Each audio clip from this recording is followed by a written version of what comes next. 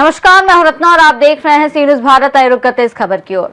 संसद में महिला आरक्षण विधेयक को लेकर बहुमत न मिलने के बाद सियासी माहौल गर्मा गया है, जहां अब सत्ता पक्ष और विपक्ष के बीच आरोप प्रत्यारोप का दौर तेज हो गया है।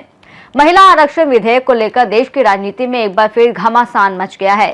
संसद में इस विधेयक को लेकर 2/3 बहुमत नहीं मिलने के बाद सत्ता पक्ष और विपक्ष आमने सामने आ गए हैं और एक दूसरे पर लगातार गंभीर आरोप लगा रहे हैं। खूंटी नगर क्षेत्र में कांग्रेस नेताओं ने इस मुद्दे पर प्रेस कॉन्फ्रेंस आयोजित की।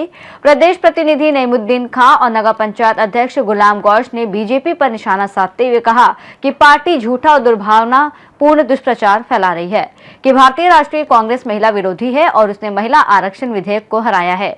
उन्होंने कहा कि बीजेपी का उद्देश्य जनता को गुमराह करना है। जब देश में 5 राज्यों के विधानसभा चुनाव चल रहे हैं, ऐसे समय में संसद का विशेष सत्र बुलाकर महिला आरक्षण की आड़ में परिसीमन और जनगणना के मुद्दों को लाना दोहरी मानसिकता को दर्शाता है। नईमुद्दीन खान ने कहा कि महिला आरक्षण विधेयक साल 2023 में संसद द्वारा सर्वसम्मति से पारित किया जा चुका है। उनका आरोप है कि बीजेपी महिला आरक्षण के बहाने परिसीमन कर संसद और राज्य विधानसभाओं में सीटों की संख्या बढ़ाने की कोशिश कर रही है।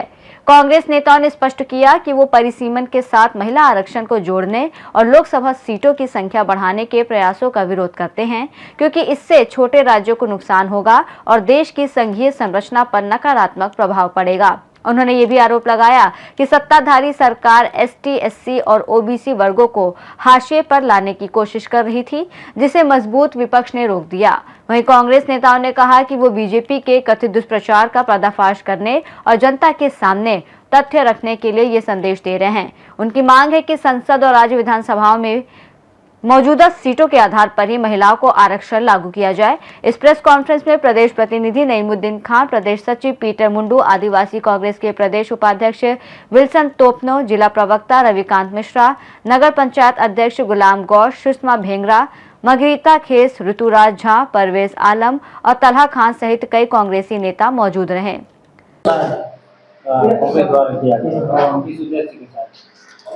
ये जो महिला बिल के आड़ में बीजेपी सरकार केंद्र में परिसीमन को लाना चाह रही थी और उसका जो उद्देश्य गिर गया वो पास नहीं करा पाई, और इस सारा का प्रोपगंडा ये कर रही है बीजेपी कि ये महिला आरक्षण बिल का कांग्रेस विरोध कर रही है, जिसका हम लोग स्पष्ट रूप से चाहते हैं कि 2023 में जो जनगणना हुई थी, जो 33% आरक्षण की बात हुई थी महिलाओं का, बीजेपी चाहती तो उसी को कर देती। लेकिन महिला बिल के आड़ में 2 बिल छिपा कर ये जो लाना चाह रही थी कि अगले साल इनका सरकार पूर्ण रूप से पूर्ण बहुमत के साथ बिना कुछ किए हुए आसानी से बना ले। विपक्ष कहीं नहीं रहे, विपक्ष मुक्त भारत करना चाह रहे थे, सिर्फ और सिर्फ महिला बिल के आड़ में। महिलाओं को आरक्षण देना था तो प्रधानमंत्री क्यों नहीं अपनी पार्टी से ही आरक्षण देने की कोशिश करते हैं? पहला वो अपने 33% या 35% या 50% जितना आप देना चाहते पहले अपनी पार्टी से शुरुआत करिए ना। उनको तो सबसे पहले बंगाल से शुरुआत करना चाहिए था कि आप महिला आरक्षण की बात करते हैं और एक महिला मुख्यमंत्री के खिलाफ अनाप शनाप और अनलीगल भाषा का आप इस्तेमाल करते हैं। मतलब थोड़ा सा भी कहीं से भी लज्जा शर्म बाकी है तो वो इसकी पहली शुरुआत वो बंगाल से करें। ममता बनर्जी को पूर्ण समर्थन दे और महिलाओं का वहां पे सरकार बनाए। गुलाम गौश, नगर अध्यक्ष, खूंटी। किया गया इस उद्देश्य के साथ झारखंड प्रदेश कांग्रेस कमेटी का निर्देश प्राप्त हुआ। अब जैसा देखे होंगे अभी विशेष सत्र जो लोकसभा का चला, जिसमें आपका परिसीमन बिल, जनगणना से संबंधित और महिला बिल जो कि गिरा कहते हैं लोग, है ना। तो इसका मुख्य उद्देश्य इस प्रेस कॉन्फ्रेंस का है कि महिला बिल का विरोध नहीं किया गया है विपक्षी पार्टियों के द्वारा। केवल परिसीमन और असंवैधानिक तरीका से जो बिल लाया, एक साथ तीनों को सम्मिलित करके परिसीमन में चर्चा हुई, जहां पर संवैधानिक अड़चन आ रही थी कि पहले आप जनगणना चल रहा है, जनगणना समाप्त हो जाए, उसके बाद आप परिसीमन देश के लोकसभा और विधानसभा क्षेत्र का करें। स्पष्ट है कि आप जो भी बिल लाइए संवैधानिक तरीके से लाइए, परिसीमन का अलग लाइए, उसमें वाद विवाद कराइए, पहले सूचना दीजिए, है ना। महिला बिल लाइए, सहर्ष करते हैं महिला में आप जातिगत जनगणना जब हो जाता है उसमें महिला को 33% का आरक्षण आप दीजिए। इसको लेकर क्या किस तरह का कोई अभियान चलाएंगे तो गाँव लोग अपने लोगों को कैसे समझाएंगे?